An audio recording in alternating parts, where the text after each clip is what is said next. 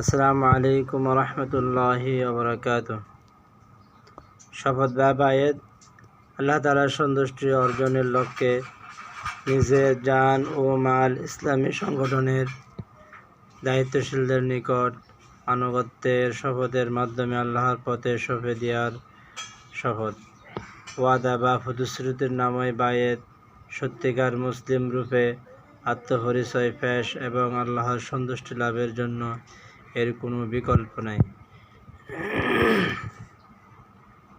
ইসলামী আন্দোলনের দায়িত্বশীলদের নিকট বায়াত মূলত আল্লাহর নিকট বায়াত।